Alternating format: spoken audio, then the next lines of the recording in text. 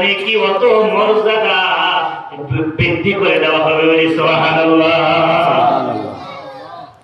এই জন্য আমার বন্ধুগণ, ও ভাইরা, যারা তওবা করে দুনিয়ার বুক থেকে চলে যাবে, যুবক বসে যারা ইবাদত করে চলে যাবে, আমার বন্ধুগণ যারা ন্যায় বিচার করে যাবে, বন্ধুরা রে, যতই আযাব হোক না কেন, কতগুলো মানুষ আযাব থেকে ভয় খাবে, ওই রকম ভাবে জাহান্নামের গরমে তা সহ্য করতে পারবে না, বেকুল হয়ে পড়বে, টেনশন হয়ে থাকবে, হায় হায় আমার জন্য কি হবে, আমার ফয়সালার জন্য কি হবে, আমি জাহান্নামে যাব না জান্নাতে যাব, এইরকম টেনশনের মধ্যে থাকবে। মানুষ বাবাকে চিনবে না, মাকে চিনবে না, ছেলেকে চিনবে না, স্ত্রীকে চিনবে না, বিবি বাচ্চাকে কেউকে চিনবে না, কেউ আরিস কেউকে চিনবে না।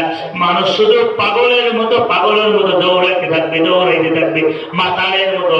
আপনি মনে করবেন মানুষগুলো নাকি মাতাল হয়ে গিয়েছে, কিন্তু তারা প্রকৃত পক্ষে মাতাল নয়।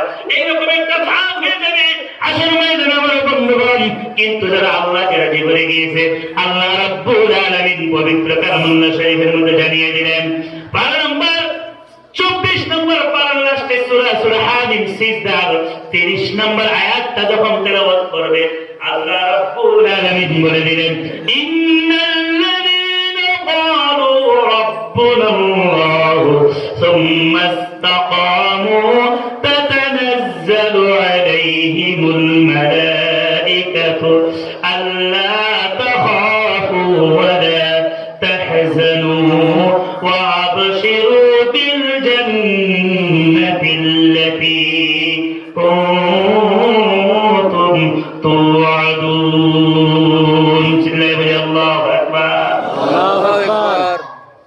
আল্লাহ কোরআনে বলেন, ইন্নাল্লাযীনা ক্বালু রাব্বুনাল্লাহ, নিশ্চয় যারা আল্লাহকে রব হিসেবে স্বীকার করেছে, একমাত্র রব হিসেবে স্বীকার করেছে, আর এই কথার মধ্যে অবিচল থাকে, রব হিসেবে স্বীকার করে যারা রবের হুকুম মোতাবেক জীবন যাপন করবে, রবের কথা অনুযায়ী আমল করবে, আল্লাহর ইবাদত করবে, আমার বন্ধুগণ, ফেরেশতারা ডাক দিয়ে বলবে, মালায়েকা ফেরেশতারা ডাক দিয়ে বলবে, তোমরা চিন্তা করিও না, তোমরা হতাশ হয়ে যাও না, তোমরা চিন্তা করিও না, তোমাদের জন্য যে জান্নাতের প্রতিশ্রুতি দেওয়া হয়েছে তার জন্য তোমরা আনন্দিত হয়ে যাও।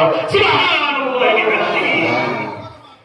তখন মানুষগুলো খুশি হয়ে যাবে। বলেন, ওই বিপদের সময় যদি এইরকম ভাবে সাহাবারা এলান করে দেয়, ঘোষণা করে দেয়, ও আল্লাহর বান্দারা শুনে নাও, যারা তোমরা দুনিয়ার বুকে আল্লাহকে